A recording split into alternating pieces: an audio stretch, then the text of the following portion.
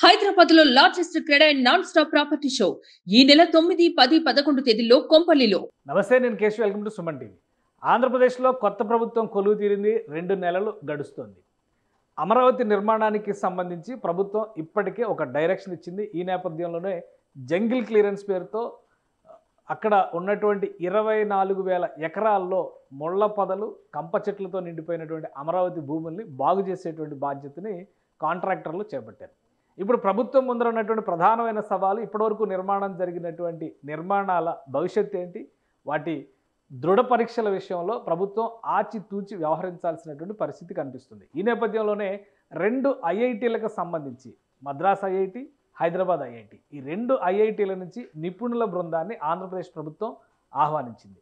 ఇప్పటివరకు నిర్మాణాలు జరిగి 80%, 85% పూర్తయినటువంటి ఆల్ ఇండియా సర్వీసెస్ అధికారుల భవనాలు, అలానే ఎమ్మెల్యే, ఎమ్మెల్సీ క్వార్టర్స్కి సంబంధించినటువంటి నిర్మాణాల దృఢత్వాన్ని పరిశీలించే బాధ్యతని హైదరాబాద్ ఐఐటి టీంకి అప్పగించింది ఆంధ్రప్రదేశ్ ప్రభుత్వం.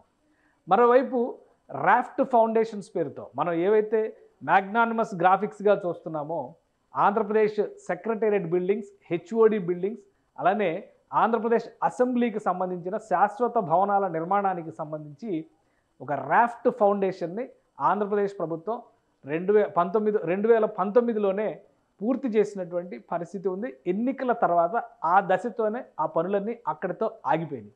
ప్రస్తుతం వాటి పరిస్థితి ఎలా ఉంది అనేటువంటి విషయాన్ని ఐఐటి నిపుణుల బృందం పరిశీలించింది. ఈ బృందం పరిశీలన కోసం పునాదుల్ని పరిశీలించేందుకు వెళ్ళినటువంటి ఈ బృందం ఏకంగా పడవల్లో ప్రయాణం చేయాల్సినటువంటి పరిస్థితి ఏర్పడింది. ఐఐటి నిపుణులు వెళ్ళి పునాదుల్ని పరిశీలించినటువంటి స్థలాలను చూస్తే నిజంగా ఇవి నీట మునిగి ఎందుకు ఉన్నాయి, ఆ పునాదులు ఏ భవనాల నిర్మాణానికి అనేటువంటి ఆలోచన ఎవరికైనా రాకమానదు. పైగా గత 5 ఏళ్లుగా ఈ పునాదులన్నీ నీళ్లలోనే మునిగి ఉన్నాయి. నీళ్లలో అంటే మామూలు నీళ్లు కాదు, దాదాపుగా 1/2 టీఎంసీ నీళ్లు అక్కడ నిల్వ ఉన్నటువంటి పరిస్థితి ఉంది. 5 ఏళ్ల పాటు భవనాల పునాదులు నీటి పాలైనటువంటి నేపథ్యంలో వీటికి ఉన్నటువంటి దృఢత్వం ఏంటి, ఏ విధంగా వీటిపైన నిర్మాణాలని చేపట్టే అవకాశం ఉంది. ఎందుకంటే ఆంధ్రప్రదేశ్ ప్రభుత్వం హెచ్ఓడి బిల్డింగ్స్ నమూనాలకు సంబంధించి గతంలోనే కొన్ని డిజైన్లను రిలీజ్ చేసింది. ఆ డిజైన్లను పరిశీలించి చూస్తే ఆ పునాదుల మీద 40 నుంచి 46 అంతస్తుల భవనాలు నిర్మించాల్సినటువంటి పరిస్థితి ఉంది.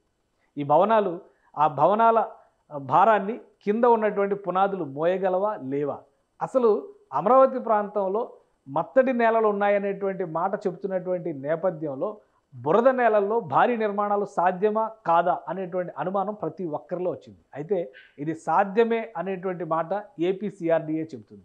ఏ విధంగా అనేది ఒకసారి విశ్లేషించేటువంటి ప్రయత్నం చేద్దాం. అమరావతిలో నిర్మాణాలకు సంబంధించి ప్రధానమైనటువంటి నమూనాగా రాష్ట్ర ప్రభుత్వం గతంలో రిలీజ్ చేసింది హెచ్ఓడి భవనాలకు సంబంధించినటువంటి ఈ నమూనాలు. అంటే హెడ్ ఆఫ్ ద డిపార్ట్మెంట్స్, ప్రభుత్వ శాఖలకు సంబంధించినటువంటి విభాగాధిపతులు కొలువుదీరేటువంటి భవనాలు ఇవి. దాదాపు 40 నుంచి 46 అంతస్తులతో ఈ టవర్లని ఏపీ సర్కార్ డిజైన్ చేసింది. ఈ పక్కనే ఉన్నటువంటి నమూనా ఇది ఆంధ్రప్రదేశ్ అసెంబ్లీ భవనం. ఇక్కడే ఆంధ్రప్రదేశ్ అసెంబ్లీ శాసన మండలి నడుస్తుంది. దానికి చుట్టూ కూడా ఈ సెక్రటేరియట్ హెచ్ఓడి భవనాల నమూనాలు నిర్మించేందుకు కావాల్సినటువంటి పునాదుల్ని రాఫ్ట్ ఫౌండేషన్స్ పేరుతో అప్పుడే పూర్తి చేసింది. అసలు ఈ రాఫ్ట్ ఫౌండేషన్ అంటే ఏంటి, ఏ విధంగా నిర్మాణం చేస్తారు, ఒకసారి విశ్లేషించేటువంటి ప్రయత్నం చేద్దాం.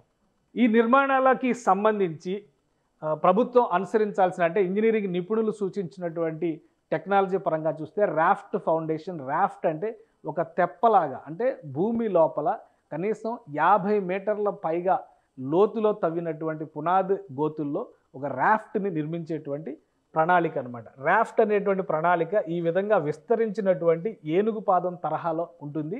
దానిపైన బలమైనటువంటి ఉక్కు కడ్డీలతో నిర్మించేటువంటి చట్రం, అలానే దాంతోపాటు కాంక్రీట్ బేస్మెంట్ నిర్మాణం, వీటిపైన ఈ నిర్మాణానికి సంబంధించినటువంటి పిల్లర్స్ పైకి లేపేటువంటి అవకాశం ఉంటుంది. సహజంగా మామూలు నిర్మాణాలకు చేసేటువంటి ప్రక్రియ ఏంటంటే 4 వైపులా కూడా పిల్లర్లు నిర్మించడం ద్వారానే నిర్మాణాన్ని పైకి తీసుకెళ్లేటువంటి అవకాశం ఉంటుంది. కానీ ఈ మోడల్లో మాత్రం పూర్తిగా రాఫ్ట్ ఫౌండేషన్ తరహాలో నిర్మించాలనేటువంటి నిర్ణయం ఆంధ్రప్రదేశ్ ప్రభుత్వం తీసుకుంది.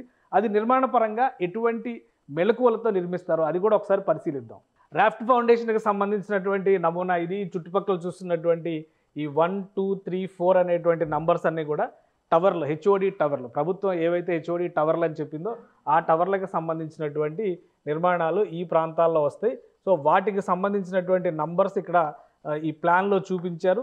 అలానే ఇక్కడ చూపిస్తున్నది సెక్రటేరియట్ నిర్మాణానికి సంబంధించినటువంటి నమూనా. సెక్రటేరియట్ నిర్మాణంలో కూడా ఇదే తరహా నమూనాని ఉపయోగించడానికి ఇంజనీర్లు సూచించారు. షాపూర్జీ, పల్లోంజీ లాంటి భారీ సంస్థలు దీనికి సంబంధించిన నిర్మాణాల కాంట్రాక్ట్ని చేజిక్కించుకున్నాయి.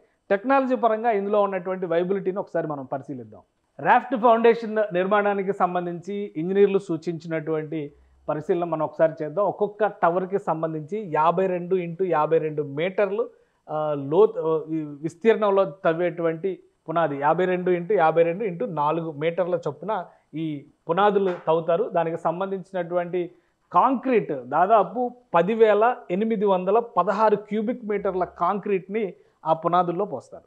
అంటే ఒక భారీ ఏనుగు పాదం తరహా నిర్మాణం పునాదుల్లో తయారవుతుందనేది ఇంజనీర్లు చెప్పినటువంటి మాట. అలానే total quantity of reinforcement steel 1250 million టన్నుల స్టీల్ని ఇక్కడ ఉపయోగిస్తారు. అలానే కాంక్రీట్ని ఏ విధంగా రీప్లేస్ చేయాలి, దీనికి సంబంధించినటువంటి టెక్నాలజీ, దాని నమూనాలను కూడా ఇంజనీర్లు విశ్లేషించేటువంటి ప్రయత్నం చేశారు.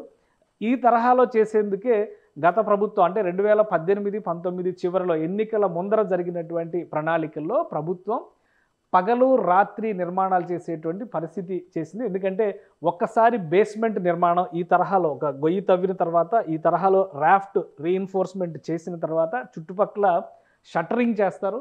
అలానే భూమి లోపల నుంచి నీరు పైకి ఉబికి రాకుండా ఉండడం కోసం వాటర్ ప్రూఫింగ్ కూడా దీనికి చేస్తారు. అదే తరహాలో కాంక్రీట్ సంబంధించి 12 గంటల్లో బేస్మెంట్ అంటే మొత్తం 72 గంటల్లో ఒకేసారి ఈ బేస్మెంట్లో కాంక్రీట్ ఫిల్ చేయాల్సినటువంటి అవసరం ఉంటుంది. ఆ రోజు జరిగినటువంటి నిర్మాణాలు అంటే 2018 చివరిలో జరిగినటువంటి ఈ నిర్మాణానికి సంబంధించి ఆంధ్రప్రదేశ్ ప్రభుత్వం గిన్నిస్ బుక్ ఆఫ్ వరల్డ్ రికార్డ్స్లో కూడా రికార్డు నమోదు చేసింది. పెద్ద ఎత్తున ఈ కాంక్రీట్ రీఇన్ఫోర్స్మెంట్ బ్లాక్లు తయారు చేసినటువంటి ఘనత అప్పటి ఏపీ సర్కార్కి దక్కినటువంటి పరిస్థితి ఉంది. సో ఇదే తరహాలో బేస్మెంట్ నిర్మాణం పూర్తయిన తర్వాత గోడల నిర్మాణం ఎలా జరుగుతుందంటే ఇప్పుడు మేవాన్ టెక్నాలజీ పేరుతో కొత్తగా సింగపూర్, మలేషియాలో ఉపయోగిస్తున్నటువంటి టెక్నాలజీని ఇందులో అమలు చేయాలనేటువంటి నిర్ణయానికి అప్పటి రాష్ట్ర ప్రభుత్వం వచ్చింది. ఆ నమూనాను ఉపయోగించడం ద్వారా గోడల నిర్మాణాన్ని ఉక్కు ఫ్రేముల సహకారంతో చేయాలనేటువంటి ప్రణాళికని ఇందులో ఇంజనీర్లు పొందుపరిచారు. దానికి కావాల్సినటువంటి ప్రణాళికను కూడా రూపొందించారు. అలానే ఒక్కొక్క ఫ్లోర్ నిర్మాణానికి 9 నుంచి 10 రోజులు పడుతుందనేటువంటి అంచనా వేశారు. బేస్మెంట్ కంప్లీట్ అయిన తర్వాత ఫ్లోర్ల నిర్మాణం శరవేగంగా జరగడానికి అవకాశం ఉంటుంది. ఆ తర్వాత ఒక్కొక్క ఫ్లోర్ని ఈ విధంగా కాంక్రీట్ ఫిల్ చేసుకుంటూ గోడలన్నీ కూడా కాంక్రీట్తోనే తయారవుతాయి. ఇక్కడ ఎక్కడా కూడా ఇటుక రాతి నిర్మాణాలు ఉండవు. దానికి ప్రత్యామ్నాయంగా కాంక్రీట్ గోడలతో జరిగేటువంటి స్ట్రక్చరు, దానికి సమాంతరంగా ఇనుప ఫ్రేములతో వేసేటువంటి బేస్మెంటు, దాని ఆధారంగానే హెచ్ఓడి టవర్ల నిర్మాణానికి సంబంధించినటువంటి ప్రణాళికని అప్పటి ఆంధ్రప్రదేశ్ ప్రభుత్వం నిర్ణయించింది. అయితే గత 5 ఏళ్లుగా ఈ పనులు ఆగిపోవడం, కేవలం బేస్మెంట్లో తవ్వినటువంటి చోట మాత్రమే నిర్మాణం పూర్తి కావడం, పునాదుల ప్రక్రియ పూర్తి కావడం, ఇప్పుడు అది మొత్తం కూడా 5 ఏళ్లుగా నీళ్లలో నాని ఉండడం వల్ల దాని సామర్థ్యం, దృఢత్వం పైన అనేక అనుమానాలు వ్యక్తమవుతున్నాయి. ఈ ప్రాంతం మొత్తాన్ని కూడా పరిశీలించిన తర్వాత ఈ డయాగ్రిడ్ టెక్నాలజీ ఉపయోగించడం ద్వారా బేస్మెంట్కి దీనికి ఈ రూపంలో విస్తరణ రూపం ఇస్తారు. ఇక్కడ ఎక్కువ శాతం ఉక్కుని కూడా ఉపయోగించడానికి ఈ నిర్మాణంలో ప్రణాళిక చేశారు. సో ఇంత భారీ స్థాయిలో ఉక్కు నిర్మాణం అనేది ఉక్కుని ఇందులో మిళితం చేస్తున్నటువంటి నేపథ్యంలో ఇది కింద ఉన్నటువంటి పునాదులు ఈ పైన ఉన్నటువంటి భారీ నిర్మాణాలని నిలపగలవా లేవా అనేది ఒక ప్రధానమైనటువంటి సందేహం. ప్రస్తుతం పడవల్లో ఐఐటి బృందాలు వెళ్ళి పరిశీలించినటువంటి నేపథ్యంలో ఆ నీళ్లలో నానినటువంటి నిర్మాణాలు ఎంతవరకు ఈ కొత్త నిర్మాణాలని అంటే 40 అంతస్తుల్లో వచ్చేటువంటి నిర్మాణాలని ఎంతవరకు కాయగలవు అనేది ఒక ప్రధానమైనటువంటి సందేహంగా మారింది. మిగతా ఐఏఎస్, ఐపీఎస్లకు సంబంధించినటువంటి ఆల్ ఇండియా సర్వీస్ భవనాలు, అలానే ఎమ్మెల్యే, ఎమ్మెల్సీ క్వార్టర్స్కి సంబంధించినటువంటి భవనాలపైన ఒక స్పష్టత వచ్చింది. తర్వాత తదుపరి చర్యలు తీసుకోవడానికి అంటే 2-3 రోజుల్లో దానికి సంబంధించినటువంటి నివేదికని హైదరాబాద్ ఐఐటి బృందం ఇవ్వబోతుంది. దానికి అనుగుణంగా చర్యలు తీసుకోవడానికి రాష్ట్ర ప్రభుత్వం కూడా సన్నద్ధమవుతుంది. అందుకనే అక్కడ ఉన్నటువంటి జంగిల్ క్లియరెన్స్ పనులు కూడా మొదలుపెట్టారు. కానీ ఈ నిర్మాణాలకు సంబంధించి మాత్రం పునాదులు 5 ఏళ్లుగా నాని ఉన్నటువంటి నేపథ్యంలో కొన్ని పరీక్షలు, సాంకేతిక పరంగా కొన్ని పరీక్షలు నిర్వహించాల్సినటువంటి అవసరం ఉందని ఐఐటి చెన్నై బృందం అభిప్రాయపడింది. ఇప్పుడు ఆ టెస్టులు చేసిన తర్వాత వాటి ఫలితాల ఆధారంగానే నిర్మాణం విషయంలో ఎలా ముందుకు వెళ్ళాలి అనేటువంటి అభిప్రాయాన్ని వ్యక్తపరిచేటువంటి అవకాశం ఉంది. కానీ కీలకమైనటువంటి హెచ్ఓడి భవనాలు, సెక్రటేరియట్ భవనాలు అన్నిటికీ సంబంధించినటువంటి పునాదులు కావడంతో అత్యంత జాగ్రత్త తీసుకోక తప్పనిసరి పరిస్థితిని ఆంధ్రప్రదేశ్ మున్సిపల్ శాఖ మంత్రి నారాయణ ఆల్రెడీ ప్రకటించారు. నిపుణుల బృందం ఏ విధంగా చెప్తే ఆ విధంగా. ఎందుకంటే పోలవరం నిర్మాణం విషయంలో కూడా డయాఫ్రమ్ వాల్కి సంబంధించి యూ యాంగిల్లో అదనపు నిర్మాణం చేస్తే డయాఫ్రమ్ వాల్ పాతదాన్నే కొనసాగించవచ్చు అని మొదట అనుకున్నారు. కానీ అక్కడ దృఢత్వ పరీక్షలు నిర్వహించిన తర్వాత కొత్త డయాఫ్రమ్ వాల్ నిర్మించాల్సిన అవసరం ఉందని విదేశీ నిపుణుల బృందం కూడా చెప్పింది. ఆ దిశగా రాష్ట్ర ప్రభుత్వం అడుగులు వేస్తుంది. అమరావతి పునాదులకు సంబంధించి వచ్చినటువంటి సమస్య విషయంలో కూడా నిపుణుల బృందం ఏ విధమైనటువంటి డైరెక్షన్ ఇస్తే ఆ డైరెక్షన్లోనే పనిచేయాలని రాష్ట్ర ప్రభుత్వం ఆశిస్తోంది. నిపుణుల బృందం ఇచ్చేటువంటి సూచనల మేరకు ఈ హెచ్ఓడి భవనాల నిర్మాణానికి సంబంధించి ఒక నిర్ణయాన్ని రాష్ట్ర ప్రభుత్వం తీసుకునేటువంటి అవకాశం ఉంది. తుది రూపం వచ్చిన తర్వాత ఈ నిర్మాణంలో గ్రాఫిక్స్లో చూపించిన విధంగా చూస్తే కనుక తుది రూపం వచ్చిన తర్వాత ఈ నిర్మాణాలు ఈ విధంగా మారతాయనేటువంటి ఒక ఆలోచన ప్రణాళికని రాష్ట్ర ప్రభుత్వం చేసింది. ఈ విధంగా చేయడానికి అవకాశం ఉందా, నిజంగానే ఈ స్థాయిలో నిర్మాణాలు చేయొచ్చా అనేటువంటి సందేహాలు. ఎందుకంటే బయట స్ట్రక్చర్ మనం చూసాం, ఇంటర్నల్ ఆర్కిటెక్చరల్ ఫినిషెస్ చూస్తే కనుక ఇవన్నీ కూడా రాష్ట్ర ప్రభుత్వం ఫైనల్ అప్రూవల్ చేసినటువంటివి. అలానే ఈ డిజైన్కి సంబంధించి ఫాస్టర్ ప్లస్ పార్ట్నర్స్ ఇచ్చినటువంటి డిజైన్స్కి అనుగుణంగానే ఇవి ఉన్నాయి.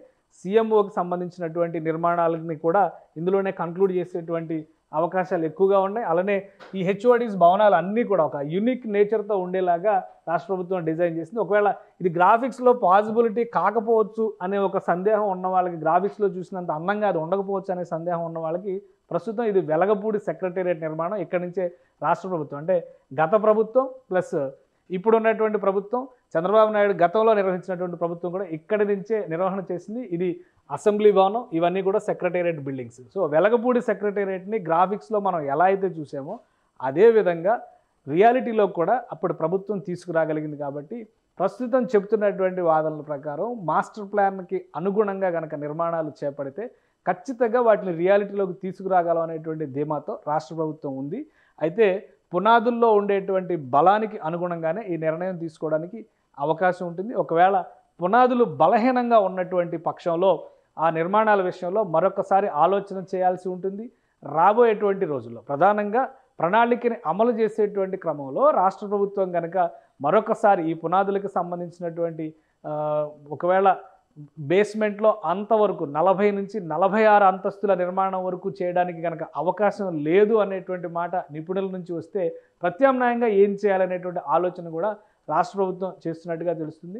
ఐఐటి చెన్నై బృందం ఎటువంటి నివేదికను ఇవ్వబోతుంది, ఆ నివేదిక ఆధారంగానే ఫైనల్ డెసిషన్ తీసుకోవాలని రాష్ట్ర ప్రభుత్వం భావిస్తోంది. పునాదులకి సంబంధించినటువంటి సామర్థ్య పరీక్షలు పూర్తయిన తర్వాత పూర్తిగా, ఎందుకంటే ఆల్మోస్ట్ 1/2 TMC నీళ్లు ఈ పునాదుల గోతుల్లోనే స్టోరేజ్ అయి ఉన్నట్టుగా రాష్ట్ర ప్రభుత్వం అధికారులు చెబుతున్నారు. సో ఈ నీళ్ళన్నీ కూడా క్లియర్ చేసిన తర్వాత పరీక్షలు పూర్తి చేసి ఆ తర్వాత ఐఐటి బృందం నివేదిక ఇస్తుంది. ఆ తర్వాతే అమరావతిలో యథాతథ స్థితిలో అంటే అదే పునాదుల పైన తాజాగా నిర్మాణాలు చేపట్టవచ్చా లేదా అనేటువంటి అంశానికి సంబంధించి రాష్ట్ర ప్రభుత్వం ఒక క్లారిటీ తీసుకునేటువంటి అవకాశం ఉంది. అయితే గతంలోనే పునాదుల కోసం 100 కోట్ల రూపాయలు ఖర్చు అయినటువంటి పరిస్థితి ఉంది. మళ్ళీ పునాదులు కనుక నాసిరకంగా మారాయి, నీటిలో నానడం వలన అనేటువంటి నివేదిక వస్తే ఏం చేయాలనేటువంటి అంశం పైన కూడా రాష్ట్ర ప్రభుత్వం ప్రత్యేకంగా దృష్టి పెట్టినట్టుగా తెలుస్తుంది. సో ఈ అంశాలన్నిటిపైన ఒక కన్క్లూజన్ రావాలంటే కనీసం ఒక వారం రోజులు ఆగాల్సినటువంటి పరిస్థితి ఉంది. నిపుణుల నివేదిక వచ్చిన వెంటనే రాష్ట్ర ప్రభుత్వం ముందడుగు వేయడానికి కావాల్సినటువంటి ప్రణాళికని, కార్యాచరణని సిద్ధం చేసేటువంటి అవకాశం స్పష్టంగా కనిపిస్తోంది. సుమన్ టీవీలో మీ పర్సనల్ అండ్ బిజినెస్ ప్రమోషన్స్ కోసం కింది నెంబర్కి కాంటాక్ట్ చేయండి.